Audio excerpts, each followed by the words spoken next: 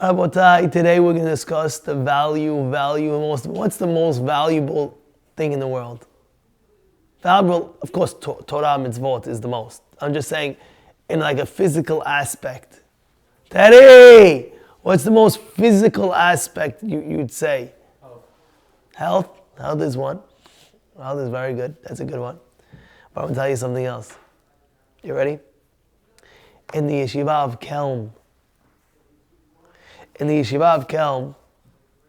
they would have, everybody comes to the yeshiva. Let's say everybody's going to eat lunch. Let's say, for example, they're going to eat lunch. And then they have their break.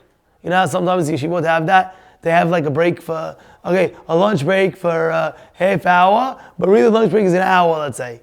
So they had lunch for a half hour, and then they would come back in the yeshiva and learn just for 5 minutes. Everybody has to sit down with the Gemara for 5 minutes and then stop. In the break. Why?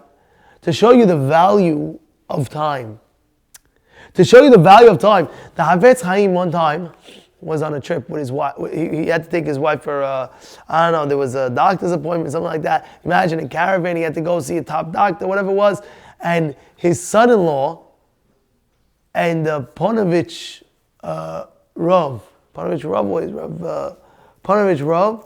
they both came along and they said they want to see what's the rabbi going to do after 2 weeks of traveling. What's his first thing going to do when he comes to his house? So what they do? He asked his son-in-law, "Can I come to the Havetz Chaim's house? Hook me up. You're right there. So sure, come.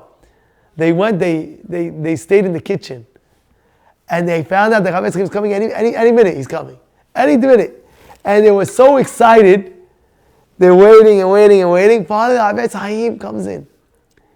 And then they see, what is the first thing Havetz Chaim does?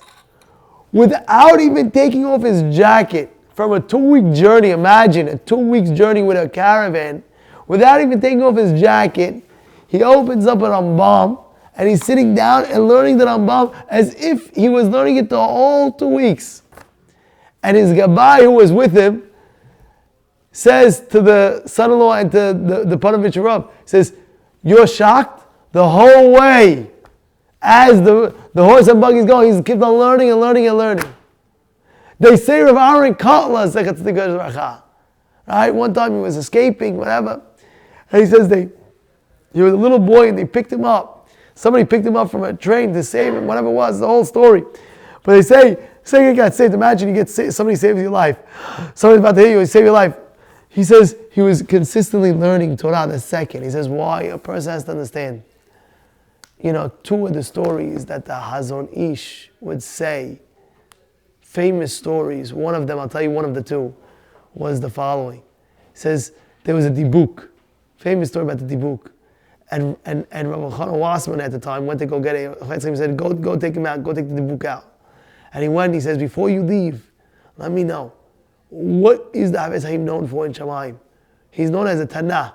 Tanah, you know what a Tanah is? Tanah Kamehayim Metim, it's wild. He says, why? Why is he known so greatly in Shamayim? You know why? He says, because he continuously learns Torah. Yeah, he doesn't waste time. No wasting time. Time is the most, you said health? Time is the most precious. Of course you need health. But don't forget that time can never come back. Money you can always make back. Time you can never make back. You can never make that back.